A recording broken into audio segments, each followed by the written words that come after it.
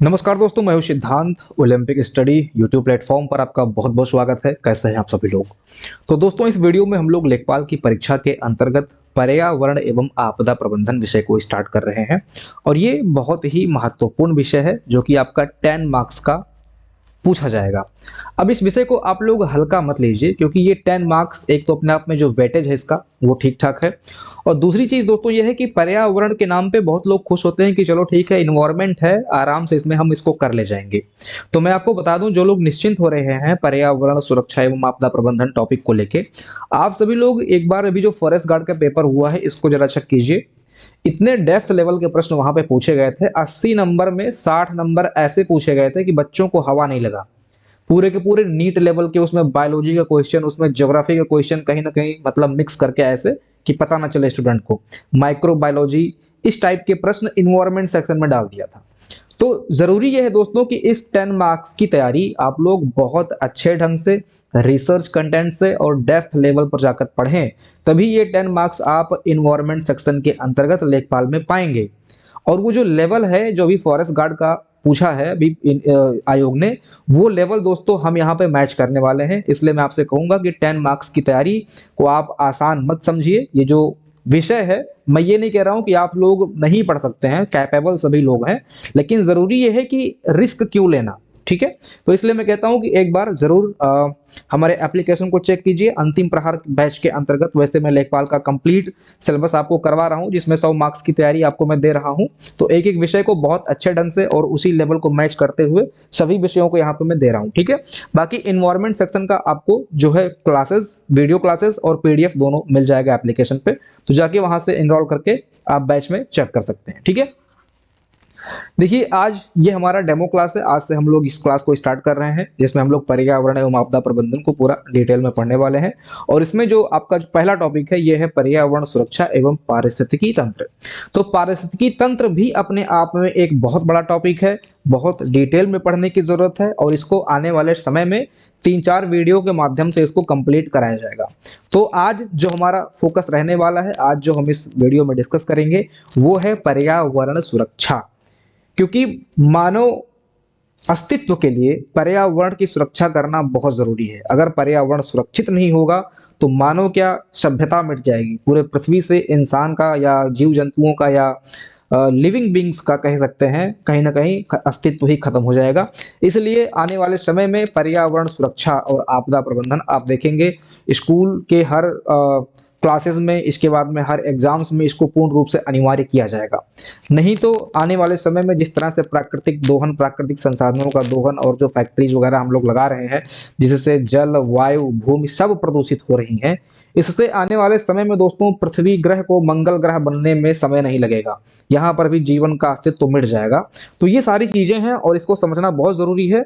आज हम इस वीडियो में पर्यावरण के बारे में, पर्यावरण सुरक्षा के बारे में, पर्यावरण में जो इंसान रहता है, मानव रहता है, जिसके वजह से ही सारी घटनाएं घट रही हैं, तो ये पर्यावरण और मानव सुरक्षा ग्राफ जैसा कि आप यहाँ पे देख रहे हैं, इसको ग्राफ के माध्यम से भी समझने वाले हैं कि इन सब का संबंध क्या है, कैसे हम पर्यावरण को सुरक्षित रख सकते हैं, हम कौन सी गतिविधियां अपने आसपास करें कि पर्यावरण सुरक्षित रहे। क्योंकि हम दोस्तों उम्मीद करते हैं सरकार से, केंद्र से, विश्व स्तर से या इंटरनेशनल फोरम से, संस्थाओं से, ऑर्गेनाइजेशन से कि भाई ये लोग कुछ ना कुछ करें, लेकिन हम जो अपने स्तर से कर सकते हैं हम वो भी नहीं करते हैं।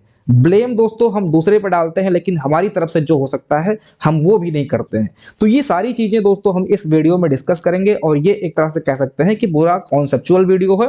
ये आपका ये जो विषय है पर्यावरण एवं आपदा प्रबंधन, ये यहाँ पर इसकी नींव है। तो ये बेस है, इसको आप लोग अच्छे से समझें, अच्छे से पढ़ें, ताकि आने वाले समय में जब हम डीप में जाएंगे, जिसमें पारिस्थितिकी तंत्र, जलवायु संरक्षण, जैव विविधता, ठीक है, इकोसिस्टम, बहुत सारी चीजों को डिस्कस करने वाले हैं, तो आप सब लोग वहां पर ऐसा ना हो कि फिर आपको समझ में ना आए। ठीक है। तो स्टार्ट करते हैं वीडियो। आप सभी ने दोस्तों पर्यावरण के बारे में पहले से सुन रखा होगा, तो बहुत डिटेल में नहीं जाएंगे, बस 2 लाइन में बता दूं कि पर्यावरण जो शब्द है ये 2 शब्दों से मिलकर बना है। आप सभी को पता होगा, बचपन से आप सभी लोग अपनी किताबों में पढ़ते आए हैं, देखते आए हैं कि परि प्लस आवरण, इन 2 शब्दों से मिलकर पर्यावरण बना हुआ है। परि का मतलब होता है हमारे चारों तरफ, और आवरण का मतलब होता है, शाब्दिक अर्थ बता रहा हूं, परि का मतलब होता है चारों तरफ, हमारे चारों तरफ, और आवरण का मतलब होता है ढका हुआ। कहें अगर देखें तो जो आपके आसपास क्या वनस्पति होता है, प्राणी होता है, इंसान होता है, जीव, सजीव, निर्जीव, जो भी चीजें आप अपने आसपास देखते हो वो सब पर्यावरण के अंतर्गत आता है। और पर्यावरण के अंतर्गत दोस्तों आपका जैसे जो चीजें नहीं दिखती हैं वो भी आती हैं, जैसे वायु। वायु आप नहीं देख पाते हो ना, लेकिन हमारे आसपास तो वायु रहती है, तो वो भी पर्यावरण का ही हिस्सा है। इसके बाद में आपका जल, जल भी पर्यावरण का हिस्सा है। पेड़ पौधे, जीव जंतु, मानव, जितनी भी गतिविधियां आपके आसपास होती हैं वो सब पर्यावरण के अंतर्गत आता है। ठीक है, तो परि प्लस आवरण, इन दो शब्दों से मिलकर पर्यावरण शब्द बना हुआ है। अब इन ये जो हमारे आसपास की चीजें हैं, हमारे आसपास का जो वातावरण है, हमारे आसपास जो जीव जंतु, पेड़ पौधे, वायु, जल, ठीक है, ये सब रह रहे हैं, इनकी सुरक्षा हमें करनी होती है। क्योंकि जैसे आपका जंगल है, तो जंगल में दोस्तों घास है, घास को खाने वाला हिरन है, हिरन को खाने वाला शेर है। तो ये एक दूसरे पर निर्भर करते हैं और एक दूसरे के खाद्य श्रृंखला है आपस में। ठीक है, वो एक को खाता है, वो दूसरे को खाता है, तो वहां पर उनकी निर्भरता है और वो सर्वाइवल मोड में है। लेकिन इंसान एक ऐसा जीव बन चुका है जो अपना जो लिमिट है उससे क्रॉस होकर, उससे आगे बढ़कर चीजों का दोहन कर रहा है, प्राकृतिक संसाधनों का दोहन कर रहा है। वही पर्यावरण सुरक्षा के लिए खतरा है। एकमात्र खतरा पर्यावरण के लिए कौन है? वो है इंसान। तो पर्यावरण सुरक्षा में दोस्तों हमें क्या करना होता है, इसको आप लोग लिख लीजिए अपनी कॉपी पे ताकि समझ पाए अच्छे से। तो पर्यावरण सुरक्षा में पहले तो हमें प्राकृतिक संसाधनों का संरक्षण करना होता है। प्राकृतिक संसाधन में क्या आते हैं? वायु, जल, भूमि, पेड़ पौधे, जीव जंतु, ये सब प्राकृतिक संसाधन है और इनका हमें संरक्षण करना होता है। तो पहले आप लोग यहां पे लिख लीजिए प्राकृतिक संसाधनों का संरक्षण। प्राकृतिक संसाधनों का संरक्षण ये आपको करना होता है पर्यावरण सुरक्षा के अंतर्गत। दूसरा दोस्तों आपको यहां पे देखना होता है जैव विविधता। अब ये जैव विविधता क्या है, इस पर हम लोग अगली क्लासेस में डिटेल में बात करने वाले हैं। बस इतना आप समझ लीजिए कि हमारे आसपास जितनी अधिक जैव विविधता होगी, किसी क्षेत्र की जितनी अधिक जैव विविधता होती है, वहां का पर्यावरण उतना अच्छा माना जाता है। जैव विविधता का मतलब पर्टिकुलर क्षेत्र में विभिन्न प्रकार के जीव जंतु आपस में रह रहे हो, उनकी खाद्य श्रृंखलाएं, उनके खाने की पूर्ति आपूर्ति हो रही हो, एक सुंदर और हेल्दी पर्यावरण हो, ठीक है, जिसमें सब लोग रह रहे हो, एक दूसरे पर निर्भर हो, एक दूसरे को नुकसान ना पहुंचाएं, एक दूसरे का शोषण ना करें। ठीक है, तो ये सारी चीजें होती हैं जैव विविधता के अंतर्गत।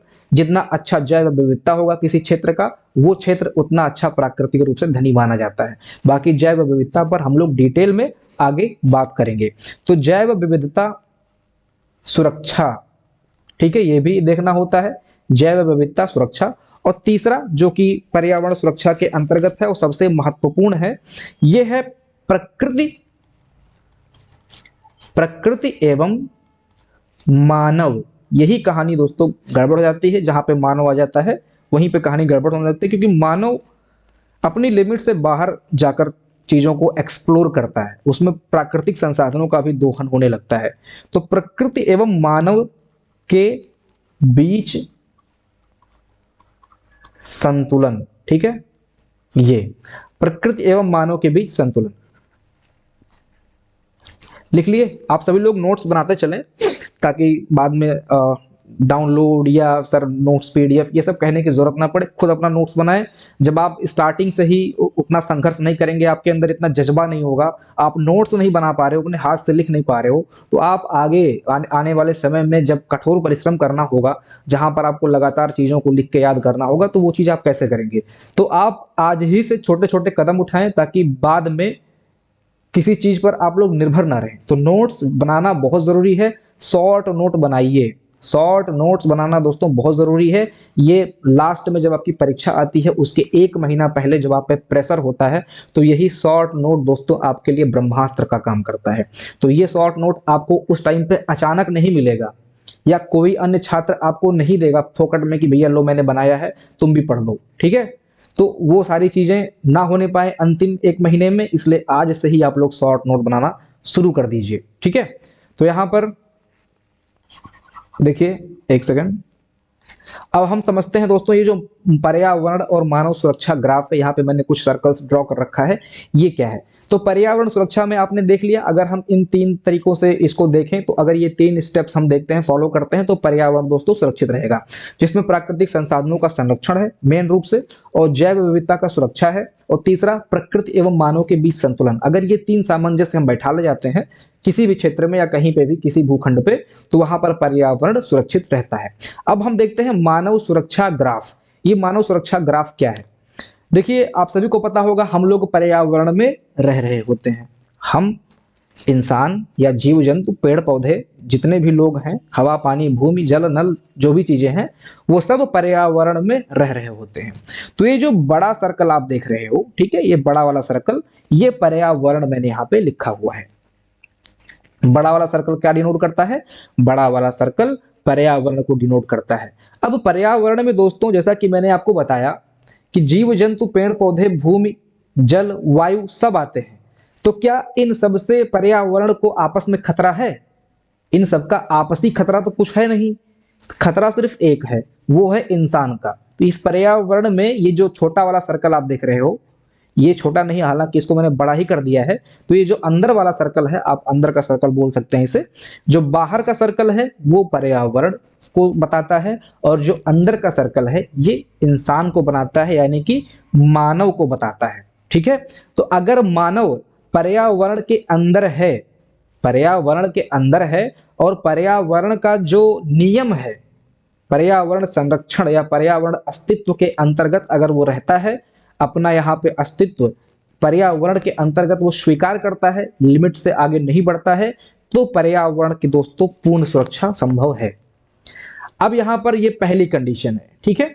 लेकिन क्या हुआ, और पहले के टाइम पे, आज के हजारों साल पहले जब आप जाएंगे, जो हम होमो सेपियंस थे इसके पहले, या होमो सेपियंस या बाद तक भी, हम इतना ज्यादा पर्यावरण को नुकसान नहीं पहुंचा रहे थे। तो हम लोग पर्यावरण को पहले मानते थे, पर्यावरण में प्रकृति या देवी या देवता ऐसे करके उनकी पूजा करते थे। जैसे हमने सूर्य को पूजा, हमने वायु को पूजा, हमने अग्नि को पूजा, हमने जल को पूजा। तो हम लोग पर्यावरण पर निर्भर थे और उनकी पूजा करते थे। जीव जंतुओं को तक को हमने पूजा है, ठीक है। तो ये सब पूजा इसीलिए था कि हम लोग पर्यावरण पर निर्भर थे और उनसे हमारा अस्तित्व है, उनसे हमारा जीवन है, ये हम पहले जानते थे, इसलिए हम इनकी पूजा करते थे। लेकिन धीरे धीरे क्या हुआ, आज आने वाले समय में इन पूजा को ढोंग बताया जाने लगा। अगर कोई पेड़ की पूजा करता है आज के टाइम पे, तो लोग कहते हैं अरे बड़ा ढोंगी है, ये पेड़ की पूजा करते हैं, ये अंधविश्वासी हैं। अगर कोई जल की पूजा करता है, या जल को समझता है कि ये हमारा जीवन आधार है, या उसको देवी देवता कुछ भी मान के पूजा करता है, तो आज के टाइम पे लोग कहते हैं क्या, अरे जल को भी पूजा करता है, सूर्य क्या है, सूर्य को अर्घ देना क्या होता है, कुछ नहीं होता है, सब ढोंग है। तो अब सब धीरे धीरे ढोंग हो गया, और यही ढोंग धीरे धीरे साइंस और इन सब के माध्यम से जो चीजें आई, उनके माध्यम से फिर पर्यावरण का शोषण दोहन होने लगा, पर्यावरण को मिट्टी में मिला दिया गया, ठीक है। और ये चीजें अभी भी हो रही हैं। ये सारी चीजें आप समझ रहे हैं। ये जो पहले के पूजा पद्धति थे, ये सब पर्यावरण पर आधारित थे। हमारे वैदिक सभ्यता में भी जितनी पूजा प्रकृति होती थी, ये सब पर्यावरण पर आधारित थे। लेकिन धीरे धीरे जो विद्वान लोग आए, इसको फिर त्योहार के रूप में ले आए। जैसे अभी आप लोग देख रहे होंगे, मैं वहीं से इसको कोरिलेट कर रहा हूँ। अभी जावेद अख्तर और ये जो कोई है, इनका डिबेट हुआ है, उसमें भी ये सारी चीजें बताई गई हैं। मैं हालांकि उस चीज से सहमत नहीं हूँ, उनका अपना अपना मत है। यहाँ पर मैं कुछ चीजों को उठा के आपको बता रहा हूँ जो चीजें घटित हुई हैं। पहले पर्यावरण की पूजा होती थी, फिर धीरे धीरे इस पूजा को हम लोग अपने अपने धर्म के हिसाब से उसको त्योहार बना दिए, और अब वो जस्ट एंटरटेनमेंट का तरीका हो चुका है। तो इसीलिए मैं, देखिए, टॉपिक से भटक रहा हूँ। यहाँ पर ये आप समझें कि पर्यावरण को जब तक इंसान समझेगा, मानेगा, उसके अंदर रह के, उसके लिमिट में रह के, दायरे में रह के अपना जीवन गुजारा करेगा, तब तक पर्यावरण को कोई नुकसान नहीं है। लेकिन अब धीरे धीरे क्या हो रहा है, अब ये जो इंसान है दोस्तों, अब ये जो इंसान है, अब देखिए, पहले यहाँ पे पूरा अंदर था, अब ये क्या है, अब ये मानव बाहर जा रहा है, ठीक है। मतलब पर्यावरण से ये बाहर जा रहा है, पर्यावरण को वो कुछ नहीं समझ रहा है, बल्कि पर्यावरण का दोहन कर रहा है, ठीक है। पेड़ काट रहा है, जल को प्रदूषित कर रहा है, वायु को प्रदूषित कर रहा है, ठीक है, जीव जंतुओं को मार रहा है। अब ये क्या है, अब ये अलग ट्रैक पे जा रहा है। ठीक है, तो यहाँ पर क्या है, ये जो आप देख रहे हो ये इसके विनाश का कारण बनेगा आगे चल के। ठीक है, तो कह सकते हैं कि ये अनस्टेबल क्षेत्र है। जो आज का टाइम आप देख रहे हो, ये अनस्टेबल क्षेत्र में हम लोग रह रहे हैं, अनस्टेबल कंडीशन में हम लोग रह रहे हैं। ठीक है, क्योंकि अब देखिए भूकंप भी आ रहा है, ग्लेशियर भी पिघल रहा है, वनों में आग भी लग रहा है, बाढ़ और बड़े बड़े सुनामी लहरें भी आ रही हैं। ठीक है, तो धीरे धीरे क्या हो रहा है, अनस्टेबिलिटी आ रही है। धीरे धीरे टेम्परेचर देखिए, पहले ठंडी दशहरे से ही स्टार्ट हो जाती थी, अब ठंडी दिसंबर लास्ट से स्टार्ट होती है, जल्दी खत्म हो जाती है। गर्मी प्रचंड रूप से पड़ने लगी है। ठीक है, ग्लोबल वार्मिंग हम लोग फैला रहे हैं, ग्रीन हाउस गैसेस के माध्यम से जो ओजोन वगैरह लेयर है वो सब भी कहीं ना कहीं फट रही हैं। जो सूर्य की अल्ट्रा वायलेट रेज है वो भी हम लोगों को इफेक्ट डाल रही हैं। तो ये सारी चीजें दोस्तों क्या हो रहा है, ये सब इशारा है कि हम लोग पर्यावरण से कट के अब जी रहे हैं और पर्यावरण का विनाश कर रहे हैं। और इसी के साथ में दोस्तों धीरे धीरे हमारा भी विनाश आने वाले समय में होगा।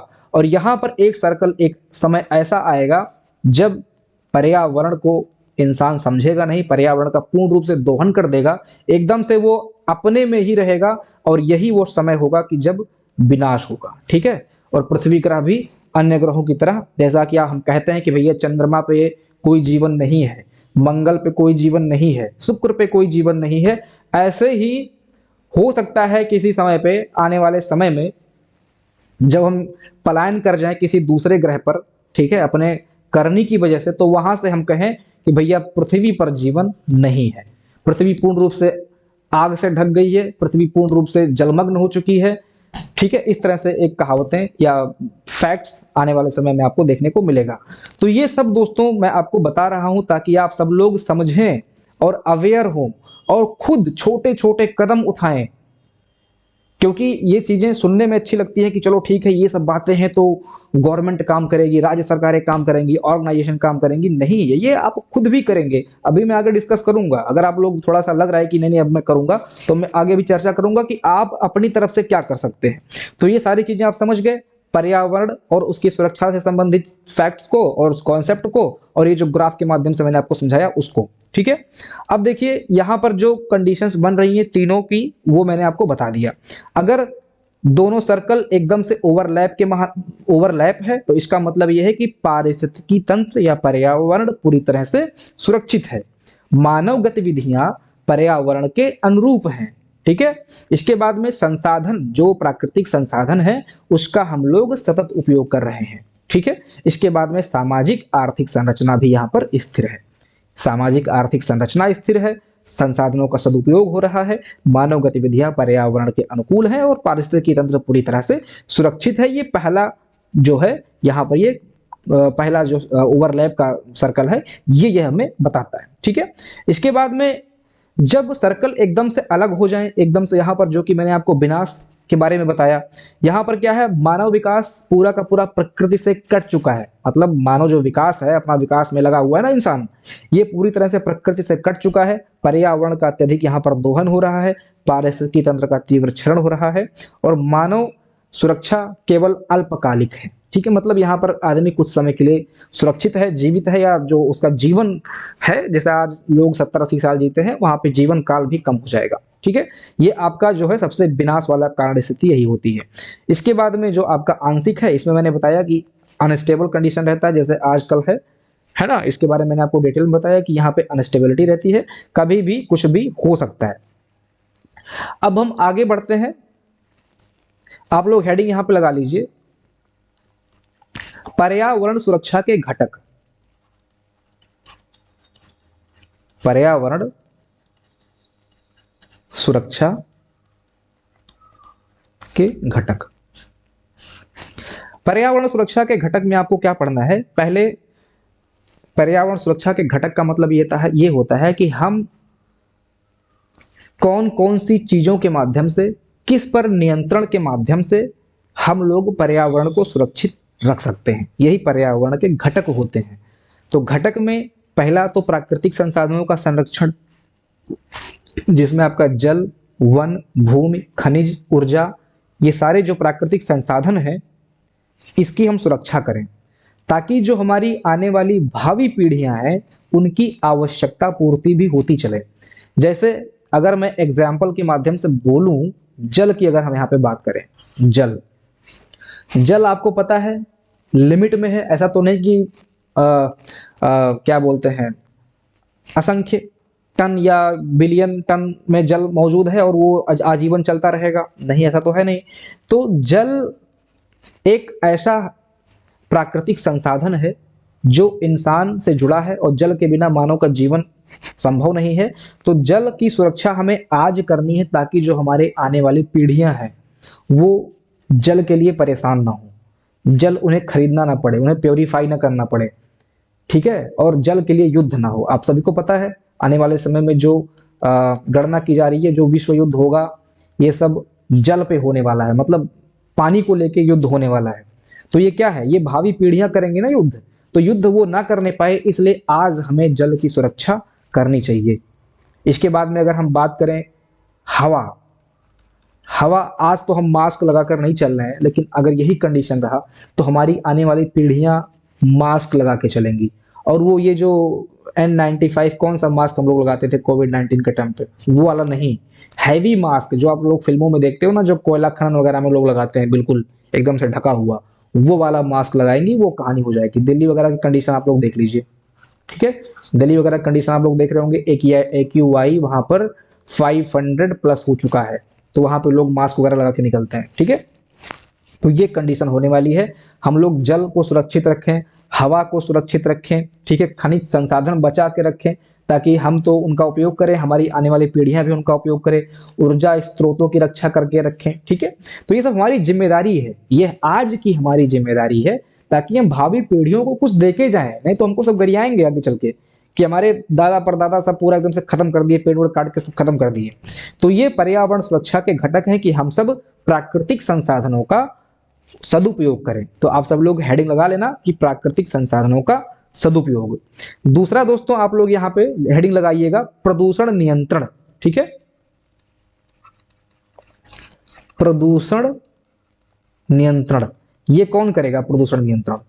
ये प्रदूषण नियंत्रण हम ही लोग करेंगे, क्योंकि हम ही लोग औद्योगिक उत्सर्जन कर रहे हैं, बड़ी बड़ी इंडस्ट्रीज लग रही हैं विकास के नाम पे, है ना। अपशिष्ट वहां से जो निकल रहा है वो सीधे जाके नदी में डाल दिया जाता है। जो भी बड़ी बड़ी इंडस्ट्रीज कंपनीज लगती हैं वहां से जो गंदा कूड़ा कचरा, गैस, एथेन मिथेन, जो भी चीजें होती हैं जो कि नदी का जो पानी है उसमें जो मछलियां हैं, उसमें जो जीव रह रहे हैं, यानी कि जो नदियों का जीवन है उसको तबाह कर रही हैं, और आगे पूरा का पूरा जो पानी है वो पूरा का पूरा काला होता जा रहा है, ठीक है। तो ये सब क्या है, ये सब कौन कर रहा है?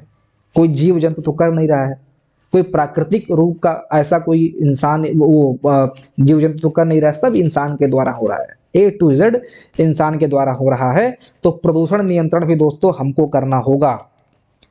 जितना भी आपका औद्योगिक से निकलता है कूड़ा कचरा, इसके बाद में शहरी प्रदूषण आप सब देखते होंगे, सब लोग पूरे शहर का कूड़ा कचरा ले जाकर कहीं डाल देते हैं किनारे, जहाँ पे नदी तालाब झील रहता है उसी के आसपास डालते हैं, और वहाँ का जो वातावरण होता है पूरा का पूरा दूषित हो जाता है। तो ये प्रदूषण नियंत्रण भी दोस्तों हमें करना है, ठीक है। इसके बाद में जलवायु स्थिरता, आप सब लोग हेडिंग लगाइए यहाँ पर, जलवायु स्थिरता, जलवायु स्थिरता। जलवायु स्थिरता का मतलब ये है, आप सभी लोग देख रहे होंगे जलवायु परिवर्तन पर बहुत जगह पे बहुत ज़्यादा डिबेट करते हुए या बातचीत करते हुए या कई सारे सम्मेलन होते हुए आपने जलवायु परिवर्तन के बारे में देखा सुना होगा। तो जलवायु परिवर्तन का जो सम्मेलन होता है वो सिर्फ एक ही विषय पर रहता है कि जलवायु परिवर्तित ना हो, जिससे जो तापमान है हमारे इन्वायरमेंट का, हमारे पर्यावरण का जो तापमान है, पृथ्वी का जो तापमान है वो स्टेबल रहे। आई थिंक ओवरऑल जो एवरेज तापमान है पूरे पृथ्वी का वो लगभग 15 डिग्री सेल्सियस है, अगर मैं सही हूँ। इसको आप लोग चेक कर लीजिएगा, 14, 15, 16 ऐसे कुछ हो सकता है, ठीक है। तो जो ओवरऑल एवरेज टेम्परेचर है पूरे पृथ्वी का वो 15 डिग्री सेल्सियस है। ये आने वाले समय में प्रेडिक्शन किया जा रहा है कि ये बढ़ेगा, ठीक है, और ये बढ़ना नहीं चाहिए। अगर पृथ्वी पर जीवन संभव होगा तो ये 15 डिग्री सेल्सियस पर ही होगा एवरेज, अगर देखा जाए। इससे अगर घटा तो भी दिक्कत है और इससे अगर बढ़ा तो भी दिक्कत है, ठीक है।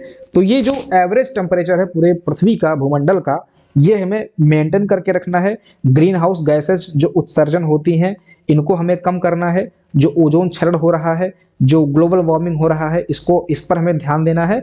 इन्हीं सारी चीज़ों के लिए विभिन्न प्रकार के सम्मेलन कई सारे देशों में कराए जाते हैं, ताकि जो वैश्विक तापमान में वृद्धि है उसके जो दुष्प्रभाव हैं मानव जीवन पर, जो उसका नेगेटिव प्रभाव पड़ने वाला है, स्किन कैंसर वगैरह होगा, जब गर्मी पड़ेगी तगड़ी वाली अल्ट्रावायलेट रेज आएंगी, सीधे स्किन से लगेंगी तो स्किन कैंसर वगैरह होगा, और भी कई सारे डिसीजेज होंगी। तो हम लोग तो निकल लेंगे, हम लोग तो यहाँ से निकल लेंगे 10 20 30 साल 40 साल 50 साल मैक्सिमम, ठीक है। लेकिन जो आने वाली पीढ़ियां होंगी ये इसको भुगतेंगी, और वो हमसे वो प्रश्न पूछेंगे कि भैया आप लोगों ने क्या किया था हमारे लिए, सब कुछ तो खत्म कर दिया, आप लोग चिल मार के चले गए, झेल तो हम लोग रहे हैं।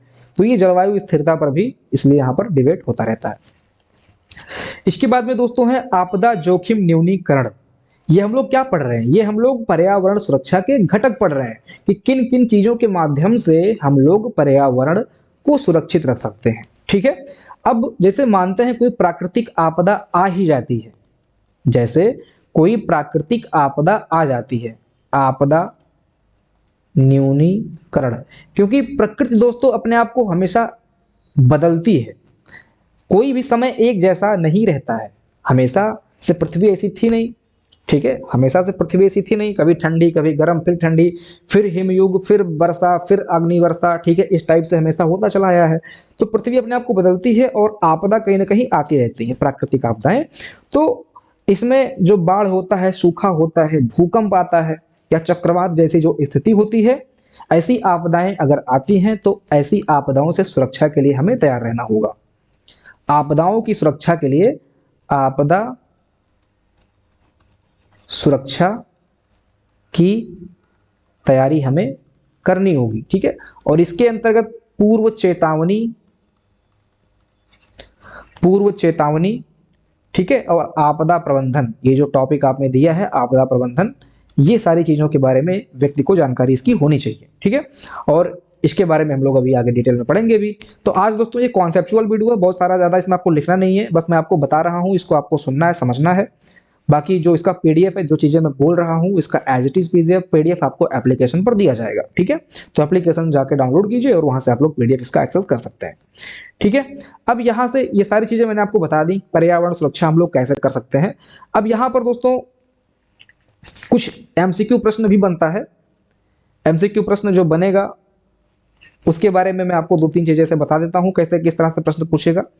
जैसे यहां से पूछ सकता है कि पर्यावरणीय सुरक्षा की अवधारणा का मूल बिंदु क्या है। ये दोस्तों जैसे यहाँ पे ऐसे एमसीक्यू को बताना उतना आपको समझ में नहीं आएगा, तो एमसीक्यू मेरे पास 10 15 एमसीक्यू है जो कि पर्यावरण सुरक्षा पर आधारित है, तो वो एमसीक्यू मैं आपको दे दूंगा, ठीक है। वो एमसीक्यू सीधे मैं आपको दे दूंगा, और इस पे आधारित मेरे पास 1 लाइनर के भी प्रश्न है, 10 15 प्रश्न है जो पर्यावरण सुरक्षा पर डायरेक्ट बेस है, जो कि परीक्षा में प्रश्न बन सकता है। तो 1 लाइनर इसका और इसका एमसीक्यू, ये दोनों मैं एप्लीकेशन पर अपलोड कर दूंगा, तो आप लोग निश्चिंत रहें, ठीक है। अब हम आते हैं दोस्तों कि ये सब तो हम देख लिए, तो क्या पर्यावरण सुरक्षा के लिए हमने कोई पहल वगैरह की, या पहली बार पहल हमने पर्यावरण सुरक्षा पर कब किया था। तो आप लोग यहाँ पे हेडिंग लगा लीजिए, पर्यावरण सुरक्षा, पर्यावरण सुरक्षा की पहली योजना, ठीक है। अब ये विश्व स्तर की बात हो रही है, क्योंकि योजनाएं तो पहले बाहर से ही आती हैं, बाहर आएंगी फिर इंडिया में आती हैं, ठीक है। तो यहाँ पर पहले योजना जो आई थी वो पहले विश्व स्तर पर आई थी, और इसका नाम है दोस्तों स्टॉकहोम सम्मेलन। यहाँ पे जो यूपीपीसीएस या जो जीएस वगैरह पढ़े होंगे पहले से, उनको इस सम्मेलन के बारे में पता होगा कहीं ना कहीं, ठीक है। तो स्टॉकहोम सम्मेलन दोस्तों विश्व स्तर पर पर्यावरण और ह्यूमन को लेके, पर्यावरण और ह्यूमन की सुरक्षा को लेके पहला सम्मेलन था। इसके अलावा भी बहुत सारे सम्मेलन हुए हैं, 15 20 सम्मेलन हो चुके हैं, लेकिन जो पहला सम्मेलन है जो कि डायरेक्ट ह्यूमन और इन्वायरमेंट से रिलेटेड था, वो आपका स्टॉकहोम सम्मेलन है, इसलिए मैंने इसको इस क्लास में शामिल किया है। और ये पूरे विश्व की पहली योजना है, पहली पहल है जो कि इन्वायरमेंट की सुरक्षा से लेके है। तो यहाँ पर देख लेते हैं स्टॉकहोम सम्मेलन के बारे में, ये कब हुआ था। तो स्टॉकहोम सम्मेलन दोस्तों पहली बार 1972 में हुआ था, इस ये डेट आप लोग याद रखिएगा, बहुत ही महत्वपूर्ण है। स्टॉकहोम सम्मेलन पहली बार 1972 में हुआ था। और कब से कब तक हुआ था? तो 5 से लेके 16 जून तक कराया गया था। ये सम्मेलन 5 से लेके 16 जून तक कराया गया था। और आप सभी लोग जानते हैं, हम लोग इन्वायरमेंट यानी कि विश्व पर्यावरण दिवस मनाते हैं। कब मनाते हैं? यही 5 जून है दोस्तों। ये 5 जून को हम लोग विश्व पर्यावरण जो दिवस जो मनाते हैं, वो पहली बार विश्व स्तर पर जो स्टॉकहोम सम्मेलन आयोजित किया गया था वहीं से लिया हुआ है ये। ठीक है, तो 5 से 16 जून को पहली बार स्टॉकहोम सम्मेलन आयोजित किया गया था, 1920 में कराया गया था। ठीक है, और इसका जो आधिकारिक नाम है ये है United Nations conference on the human environment. तो यूनाइटेड नेशन कॉन्फ्रेंस, ये तो बहुत जगह पे आपने सुना होगा। इसका जो थीम अगर पूछे कि स्टॉकहोम सम्मेलन का थीम क्या था, तो आप लोग बस इतना याद रखना, ह्यूमन इन्वायरमेंट। ह्यूमन इन्वायरमेंट, अगर ये आप याद रखते हैं तो आप पूरा का पूरा थीम लिख ले जाएंगे। तो ह्यूमन इन्वायरमेंट ये आप याद रखना, यानी कि मानव पर्यावरण, ये आप याद रखना। इसके बाद में इसका थीम आप लोग लिख जाएंगे। अच्छा, स्टॉकहोम कहाँ पड़ता है? तो स्टॉकहोम दोस्तों पड़ता है स्वीडन में। स्वीडन देश में स्टॉकहोम पड़ता है, यानी कि जो सम्मेलन हुआ था ये स्वीडन में हुआ था। ठीक है, इसके बारे में आपने देख लिया। अब अगर हम बात करें यहाँ पर उद्देश्य की, तो इसका उद्देश्य क्या था? इसका उद्देश्य क्या था? तो इसका उद्देश्य वैश्विक संरक्षण को, वैश्विक मुद्दा पर्यावरण संरक्षण को विश्व स्तर पर, यानी कि वैश्विक मुद्दा बनाना। वैश्विक मुद्दा बनाना मतलब इसको इंटरनेशनलाइज करना। पर्यावरण सुरक्षा यानी कि इन्वायरमेंट प्रोटेक्शन को इंटरनेशनलाइज करना इस स्टॉकहोम सम्मेलन का सबसे महत्वपूर्ण था। ठीक है, उद्देश्य था। इसके बाद में मानव एवं पर्यावरण जो कि इसका थीम भी था, ठीक है, के संबंध पर अंतरराष्ट्रीय सहमति, ये इसका उद्देश्य था दोस्तों। अगर हम बात करें ये जो स्टॉकहोम सम्मेलन हुआ, इसके उद्देश्य को हमने देखा, तो क्या इससे हमें कुछ प्राप्त हुआ? तो इससे दोस्तों बहुत कुछ प्राप्त हुआ, भारत को भी इससे बहुत कुछ प्राप्त हुआ। ठीक है, तो यहां पर लिख लीजिए उपलब्धियां। पहले तो पूरे दुनिया में जितने देश हैं उनको एक मुद्दा इसने दिया। चूंकि पर्यावरण संरक्षण को इसने इंटरनेशनलाइज किया, वैश्विक स्तर पर किया, तो सभी देशों में ये संदेश गया कि ह्यूमन पर्यावरण या इन्वायरमेंट प्रोटेक्शन जरूरी है और हमें ये करना चाहिए। ठीक है, तो यहाँ पर जो सबसे उपलब्धि यहाँ पर हुई ये है दोस्तों यूएनईपी की स्थापना। अब ये यूएनईपी क्या है? तो यूएनईपी जो जानते होंगे उनको पता होगा, United Nation Environment Programme, UNEP. ठीक है, यूनाइटेड नेशन इन्वायरमेंट प्रोग्राम। तो यहाँ पे आप लोग लिख लीजिए ताकि भूले ना, Environment Programme, United Nation Environment Programme. 1972 में इसकी स्थापना की गई थी। एग्जाम में पूछ सकता है। ठीक है, एग्जाम में पूछ सकता है। तो ये जो उद्देश्य उपलब्धि है, ये जो यूएनईपी की स्थापना है, ये स्टॉकहोम सम्मेलन के बाद में ही हुआ था। ठीक है, और सबसे बड़ी उपलब्धि जो आज भी पूरी दुनिया मनाती है, ये है 5 जून को विश्व पर्यावरण दिवस घोषित। ठीक है, तो ये सबसे बड़ी उपलब्धि है। भारत को क्या मिला? भारत को क्या मिला यहां पे दोस्तों? भारतीय उपलब्धि। तो यहां पे हमने भी बहुत कुछ सीखा। हम आजाद मुल्क थे उस समय। तो भारत में पर्यावरण कानूनों को लेके यहां पर भी नींव पड़ी। तो यहां पर लिख लीजिए, भारत में पर्यावरण कानून के विकास, मतलब पर्यावरण से संबंधित जो कानून हैं उनकी स्थापना हुई। हमारे संविधान में पर्यावरण सुरक्षा को लेके कई सारे अमेंडमेंट किए गए। आपका जो राज्य का नीति निर्देशक सिद्धांत है वहां पर इसको ऐड किया गया। 42वें संविधान संशोधन में बहुत सारे संशोधन किए गए, ठीक है, पर्यावरण संरक्षण को लेके। इसके बाद में इंसानों को जीने का हक है, जिसमें उसको शुद्ध जल शुद्ध वायु मिले, ये भी, यानी कि आर्टिकल 21 को जोड़ा गया, जिसमें प्राण एवं जीवन का अधिकार इंसान को मिलता है। इसके बाद में अगर हम पंचायत स्तर पे जाएं तो अनुसूची 11, इसके बाद में नगर पालिका स्तर पे जाएं तो अनुसूची 12 में भी पर्यावरण संरक्षण को लेके कई सारे चीज़ों को वहां पर ऐड किया गया। तो धीरे धीरे करके हम इसको अभी आगे देखेंगे, इसी वीडियो में देखेंगे, परेशान ना होइए, ठीक है। तो ये भारत में भी इस स्टॉकहोम सम्मेलन को लेके जो पर्यावरण संरक्षण से संबंधित कानून आए वो यहीं से निकल के आए। यानी कि ये जब स्टॉकहोम सम्मेलन आया था 1972 में, आप लोग देखेंगे जो अधिकांश जैसे आपका वन्य जीव संरक्षण सिद्धांत, जो पर्यावरण संरक्षण सिद्धांत अपने भारत का है, वो सब इसके बाद के ही हैं, 1972 के हैं।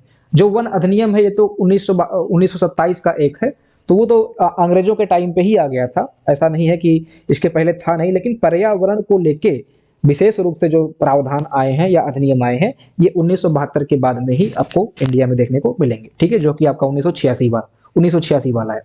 तो अभी हम आगे धीरे धीरे सभी पे आने वाले हैं, बहुत ही अच्छे से सारी चीजों को यहाँ पे कवर कराया जाएगा, ठीक है।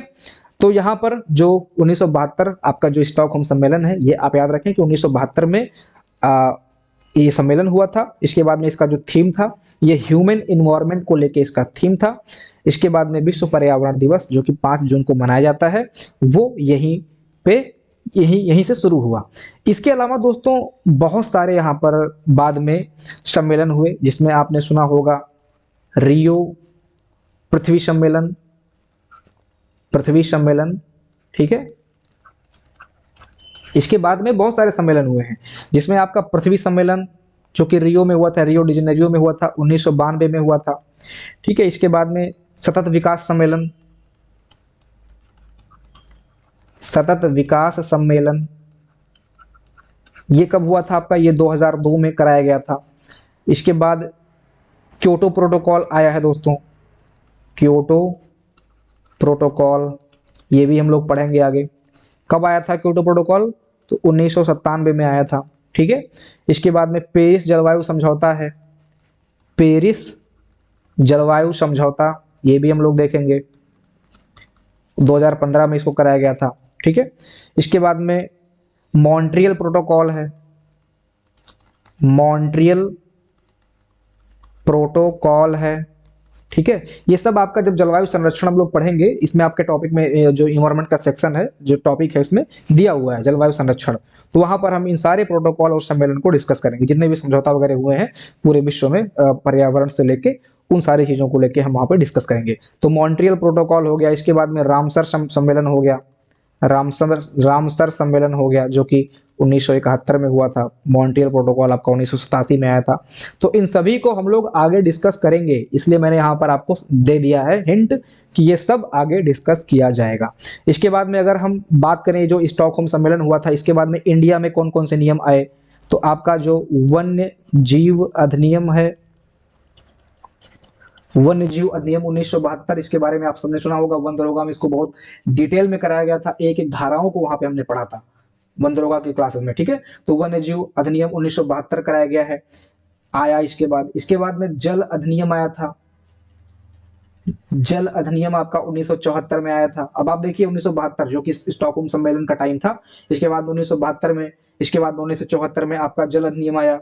इसके बाद में वन संरक्षण अधिनियम आया, आपका वन संरक्षण अधिनियम आपका आया था, ये आया था 1980 में, और इसी को आगे चलकर संशोधित भी किया गया था।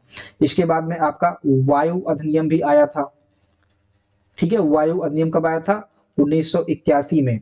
इसके बाद में आपका पर्यावरण संरक्षण अधिनियम, जो कि विस्तृत रूप से पढ़ाया गया था आपका वन दरोगा की क्लास में। पर्यावरण संरक्षण अधिनियम, बहुत सारी धाराओं को हमने यहाँ पे देखा भी था, 1986 में आया था, ठीक है। इसके बाद में आपका जैव विविधता अधिनियम है, ये बहुत पूछता है एग्जाम में, बहुत ही महत्वपूर्ण है। जैव विविधता अधिनियम ये आपका आया था 2002 में, ठीक है। इसके बाद फिर आपका राष्ट्रीय हरित अधिकरण, राष्ट्रीय हरित अधिकरण अधिनियम, ये आपका 2010 में आया था। तो ये भी मैंने हिंट दे दिया है कि इन सारे नियमों को फिर आगे की क्लासेस में कराया जाएगा। तो ये पूरे विश्व स्तर पर जो स्टॉक होम सम्मेलन के बाद में जो सम्मेलन वगैरह हुए, प्रोटोकॉल आए, वो यहाँ पर दिया है, इसको भी देखेंगे। इसके बाद में भारत में पर्यावरण संरक्षण को लेकर कौन कौन से काम हुए हैं, उसके अंतर्गत हम लोग ये सारी चीजें आगे देखने वाले हैं। ठीक है, अब हम यहाँ पे बात कर लेते हैं कि आप, ये सब तो हो गया, ठीक है, ये सब सरकारी आंकड़े हैं, सरकारी सम्मेलन है, लेकिन आप क्या कर सकते हो, आपकी भी कुछ जिम्मेदारी है कि नहीं है। तो आप पहले अपने मन में ये रखें कि हमको अपने आसपास की चीज़ों को, अपने आसपास का जो प्राकृतिक संसाधन है उसका सदुपयोग करना है। ये पहले आपके मन में आए, तब आप एक्शन ले पाएंगे। ठीक है, जैसे अब हम एक्शन की बात करते हैं, तो आप सभी को पता होगा आजकल लोग अगर थोड़ा सा भी बाहर निकलते हैं, मतलब घर से बाहर निकले, तो तुरंत वो उठाएंगे बाइक। पहला काम यही करते हैं, घर से बाहर निकले तुरंत सेल्फ मोड वाला बटन दबाए, बाइक स्टार्ट किए, चल दिए। अब बाइक स्टार्ट किए, चल दिए, लेकिन बाइक से जो धुआं निकलता है इसके बारे में कभी आपने विचार किया? कभी नहीं किया। यही प्रॉब्लम है, और यही हम सोचते हैं कि हम क्यों करें, अगला करे। अगले को पता ही नहीं है पहली बात, और अगर पता भी हो गया अगले को तो वो सोचता है वो और अगला करे। हम ही सब जिम्मेदारी, हम ही सब ठेका लेके बैठे हैं क्या कि हम ही सब पर्यावरण को सुरक्षित करेंगे। तो हम ही सब अपना जो सुख सुविधा है, अपना अपनी जो फैसिलिटीज हैं, इसको सब लोग देखते हैं, और ये प्रत्येक मानव अपना अपना देखता है, इसलिए सब के सब एक ही तरह से हो चुके हैं, कोई दूध का धुला नहीं है। ठीक है, तो यही कहानी है दोस्तों। अगर आप लोग थोड़ा सा परिवर्तन चाहते हैं, तो आप लोग अगर बाहर निकलें तो पैदल 4 कदम चल लिया करें। इससे क्या होगा कि जो आपका शरीर है वो भी मजबूत रहेगा। जो हमारा शरीर है वो काम करने के लिए हमें मिला है, हमें भोगने के लिए नहीं मिला है। पहले के टाइम पे जो हमारे पूर्वज हुआ करते थे वो जंगलों में रहा करते थे, वो सर्वाइवल मोड में थे। अगर थोड़ी सी भी लापरवाही होती थी तो उनको जान चली जाती थी। और अब हम क्या कर रहे हैं, हम आराम कर रहे हैं। अब पहले के टाइम पे लोग दौड़ते थे खाने के लिए, भागते थे एक जगह से दूसरी जगह पे, रहने के लिए पेड़ों पे रहते थे, तो संघर्षमय जीवन था। तो हमारा जो शरीर है ये संघर्ष करने के लिए बना हुआ है। तो पैदल 4 कदम चल के चले आइए, 1-2 किलोमीटर 3 किलोमीटर पैदल आपको एटलीस्ट चलना चाहिए। इससे आपका जब बुढ़ापा आएगा तो वहां पे आप मजबूत रहेंगे। तो ये सब प्रैक्टिकल चीजें हैं दोस्तों। फैक्ट तो आपको सभी बताते हुए चल ही रहे हैं, लेकिन जैसा कि मैंने आपको बताया कि ये कॉन्सेप्चुअल वीडियो है। ठीक है, ये आपके और पर्यावरण से संबंधित जो विचार हैं मैं अपने यहाँ पे व्यक्त कर रहा हूँ, उसको आप समझने की कोशिश करें। पैदल चलें 1-2 किलोमीटर 3 किलोमीटर। आप जब चलेंगे पैदल तो आपको जो हार्ट की प्रॉब्लम है, बीपी की प्रॉब्लम है, शुगर की प्रॉब्लम है, वो भी आगे 10-20 साल बाद नहीं होने वाली है। दूसरा है दोस्तों, पेड़ लगाओ, उसकी देखभाल करो। अब पेड़ कहाँ लगाएं, हमारे पास जमीनें नहीं है। अपने खेत पे आसपास तो आपके पास एक आध पेड़ लगाने की जगह होगा, वहां पे 1-2 पेड़ लगा दो। हमारे दादा परदादा पेड़ लगाए थे, 10-15 पेड़ हमारे पास भी है। हमारा बगीचा है, उसमें 10-15 पेड़ है। लेकिन सच बता रहा हूँ कि उस बगीचे में मैंने 3-4 बार पेड़ लगाया, लेकिन 3-4 बार मैं उसकी देखभाल नहीं कर पाया और वो पेड़ चला गया। तो गलती ये है कि हम लोग पेड़ लगाते हैं फोटो खींचने के लिए। जैसे फेसबुक पे अगर हमें अपडेट करना है तो पेड़ लगाएंगे, उसकी फोटो खींचेंगे और जाके फेसबुक पे अपडेट कर देंगे। इसके बाद में उस पेड़ की कंडीशन क्या है, हालात क्या है उस पेड़ के, खाद चाहिए, पानी चाहिए, धूप चाहिए, ठीक है, तो वो उसको फिर हम कभी बैक होके देखते नहीं है। तो जरूरी ये है कि पेड़ लगाया जाए। हमारे दादा परदादा पेड़ लगाए थे, तो हम आम का पेड़ हमारे पास है, हम पा जाते हैं। हम नहीं लगाएंगे तो हमारे बच्चे नहीं पाएंगे। और सभी को पता है कि अब धीरे धीरे आम का पेड़ भी सूखने लगा है। आप देखिए, आपके अगर आप बगीचा वगैरह है तो उसमें अगर 10 पेड़ है तो उसमें 2-3 पेड़ सूख जा रहे हैं, क्योंकि उनका समय काल पूरा हो चुका है। ऐसे धीरे धीरे सभी पेड़ सूख जाएंगे। तो आज जरूरी है कि हम बाग बगीचे भी लगाएं। ठीक है, इसके बाद में कम से कम एक प्राकृतिक उत्पाद का प्रयोग करें। कम से कम एक प्राकृतिक उत्पाद का प्रयोग का मतलब ये है, सुबह उठते हो, हम ये नहीं कहेंगे कि दातून करो, बिल्कुल नहीं कहेंगे, ना मैं कर पाता हूँ, लेकिन मैं एग्जाम्पल के लिए कह रहा हूँ, एक उत्पाद की मैं बात कर रहा हूँ। जैसे आजकल टूथपेस्ट और मंजन ब्रश सब लोग करते हैं, ये क्या है, ये मानव के द्वारा बनाया गया है। ऐसे ही बहुत सारी चीजें हैं जिसमें हम प्राकृतिक उत्पाद का प्रयोग कर सकते हैं। ठीक है, जैसे कुछ लोग मुंह में लगाते हैं क्रीम वगैरह, फेस वॉश वगैरह आता है, या बहुत सारी चीजें आती हैं, उसकी जगह पे बहुत सारे प्राकृतिक चीजें हैं, उसका हम लोग यूज कर सकते हैं। तो प्राकृतिक उत्पाद का प्रयोग करना चाहिए। इसके बाद में सबसे बड़ी चीज, बिजली बचाना चाहिए। ठीक है, बिजली बचाइए। इससे फालतू का जो फैन चलाते हैं, पंखा चलाते हैं, लाइट जलाते हैं, ये सब चीज़ें हमें नहीं करनी चाहिए। बिजली का बचत करना ज़रूरी है। इससे क्या होगा, बिजली कोयले से बनती है, आप सभी को पता होगा। अभी इंडिया में वो फैसिलिटीज़ नहीं आई है कि हम लोग न्यूक्लियर पावर से बिजली का मैक्सिमम प्रोडक्शन कर पाएँ। हालाँकि आने वाले समय में न्यूक्लियर पावर से ही बिजली आएगी, लेकिन अभी तो कोयले से ही बिजली कहीं न कहीं बनाई जा रही है मैक्सिमम, ठीक है? तो बिजली का अगर हम कम यूज़ करेंगे तो कोयला कहीं न कहीं खपत कम होगा। ऐसे में पहाड़ कम खोदे जाएँगे। अभी अरावली का हाल-चाल आप देख लीजिए। अरावली को खोदने के लिए आई थिंक सरकार ने आदेश दे दिया है और इसको लेके बहुत सारे लोग वीडियो बना रहे हैं, प्रोटेस्ट कर रहे हैं। लेकिन मैक्सिमम अगर आप देखेंगे, सच बता रहा हूँ, हालात ये है कि मैक्सिमम जो वीडियो बन रहे हैं अरावली पे, वो सच बता रहा हूँ, वो मैसेज देने के लिए नहीं बन रहा है, वो व्यूज़ बटोरने के लिए बन रहा है। क्योंकि वो व्यूज़ बटोरने के लिए बन रहा है, उनको उससे कुछ ना कुछ बेनिफिट मिल रहा है, इसलिए सब लोग लगे हैं। अभी वही बेनिफिट ना मिलता तो कौन पूछने वाला है? सरकार खोदे या कोई और खोदे। हाँ, जिसका नुकसान हो रहा होगा, जो लोग वहां पे रह रहे होंगे, चाहे वो कोई जीव जंतु है, चाहे वहां के लोकल निवासी हैं, वो आवाज उठाते हैं। बाकी किसको पड़ी है आवाज उठाने की? तो यहाँ पर जितने भी न्यूज हैं या कुछ भी आप लोग देख रहे हैं वीडियो संबंधित या ट्विटर पे प्रोग्राम वगैरह, 90%, 80% या 70% मान लीजिए उसमें फेक है। 30% दोस्तों ऐसे हैं जो इन्वायरमेंट को समझते हैं, पर्यावरण को समझते हैं, वो लोग थोड़ा सीरियस हैं। बाकी 50, 60, 70% ऐसे सब फेक हैं, सब व्यूज के लिए वीडियो बना रहे हैं। अभी पैसा ना मिले, यूट्यूब जान जाए कि यूट्यूब उसको मोनेटाइज नहीं करेगा, तो उसमें वीडियो ना बना के किसी और टॉपिक पे वीडियो बना देंगे। ठीक है, तो हमें क्या करना है, बिजली बचाना है। तो बिजली से देखिए ऐसे ऐसे करके चीजें संबंधित हैं और एक दूसरे से जुड़ते हुए अरावली पर्वत पर पहुंच गई। मांस का सेवन कम करें। आजकल दोस्तों, पहले के टाइम पे अपने भारत में शाकाहारियों की संख्या ठीक ठाक संख्या में थी। आजकल जो लोग गांव छोड़ के बाहर शहर में जाते हैं रहने के लिए, वो सब अपने दोस्तों या अपनी संगत की वजह से वो लोग मांस का सेवन करने लगे हैं। मांस बहुत अच्छी चीज़ नहीं है। हम लोग दोस्तों शाकाहारी हैं। हाँ, दूध का सेवन करते हैं, इसलिए वीगन नहीं है, शाकाहारी जरूर है। ठीक है, तो मांस धीरे धीरे आने वाले समय में इसमें भी बहुत सारे रोग संक्रमित जनित जो चीज़ें हैं, वायरल वायरस, ये सब फैल रहा है। और अब तो जो कंपनियां हैं जो प्रोटीन का एक ट्रेंड ला दी हैं, प्रोटीन चाहिए प्रोटीन चाहिए। मुझे तो ये समझ में नहीं आता है कि आज के 20-30 साल के पहले जो हमारे दादा परदादा या 100 साल के पहले जो लोग थे, क्या वो प्रोटीन शेक पीते थे? यही सब चीज़ें खाते थे जो हम लोग खा रहे हैं आजकल। सब्जियां खाते थे, दूध पीते थे, घी खाते थे और जम के कसरत करते थे, मेहनत करते थे, शरीर से हिष्ट पुष्ट रहते थे। तो प्रोटीन से शरीर हिष्ट पुष्ट नहीं होगा, मेहनत से होगा, कसरत से होगा, काम से होगा। मानसिक शारीरिक स्वस्थ दोनों अगर आप हैं तो प्रोटीन की पूर्ति अपने आप दोस्तों होती रहेगी। प्लास्टिक का यूज कम कीजिए। प्लास्टिक, आजकल पता है, सब्जी लेने गए तो प्लास्टिक, चीनी लेने गए तो प्लास्टिक में प्लास्टिक पन्नी में पैक कर दो भैया। कुछ भी करने गए पन्नी में पैक कर दो भैया। व्हाइट वाली पन्नी नहीं, काली वाली पन्नी में पैक कर दो भैया।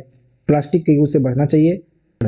तो अभी तक जो हम पढ़ रहे थे वो इन्वायरमेंट सिक्योरिटी से रिलेटेड था। ठीक है, और इन्वायरमेंट सिक्योरिटी से संबंधित एक टॉपिक और है जो कि आपके सिलेबस में दिया है, वो है पर्यावरण संरक्षण। क्या है? पर्यावरण संरक्षण। ये जब लिखता हूं ना तो लोगों का फोकस रहता है। अभी इतनी देर से मैं बोल रहा हूं तो शायद बहुत लोग यहाँ से चल गए हों, लेकिन जो लोग होंगे ठीक है। तो इसी इन्वायरमेंट सिक्योरिटी भी हम लोगों ने देखा, और एक है दोस्तों पर्यावरण संरक्षण। ठीक है, तो पर्यावरण संरक्षण और इन्वायरमेंट सिक्योरिटी बहुत ज़्यादा अंतर नहीं है दोनों में। कह सकते हैं कि दोनों लगभग लगभग एक ही है। पर्यावरण संरक्षण से संबंधित जो क्लासेस हैं इसको हम लोग अगले क्लासेस में देखेंगे। एक सेकंड, टाइम कितना हो गया? चलिए, तो वीडियो आई थिंक लंबा हो रहा है, इसको यहीं पर समअप करते हैं। आने वाले टाइम में हम लोग पर्यावरण संरक्षण को भी बहुत अच्छे से समझेंगे। बाकी अगला जो आपका टॉपिक होगा वो पारिस्थितिकी तंत्र होगा, और इसके बाद में पर्यावरण संरक्षण, जैव विविधता, खाद्य श्रृंखला, और इसके बाद में जो प्राकृतिक आपदाएं वगैरह हैं, आपदा प्रबंधन, इन सबको हम कवर करेंगे। आपको लेखपाल में सेलेक्ट होने के लिए बहुत शुभकामनाएं हैं। अभी से आप लोग लग जाइए, नोट्स बनाइए, अनुशासन रखिए, कॉन्टिन्यूटी रखिए। 5 ही घंटे पर डे, 5 ही घंटे पढ़ें, लेकिन रोज पढ़ें। एक दिन 10 घंटे, एक दिन 2 घंटे, एक दिन 12 घंटे, एक दिन 4 घंटे, ऐसे नहीं पढ़ना है। 5 घंटे पढ़ें, रेगुलर पढ़ें, नियमित समय पर पढ़ें। यही अनुशासन है और यही सिलेक्शन का राज है। मिलते हैं अगले सेशन में, अपना ध्यान रखिएगा। जय हिंद।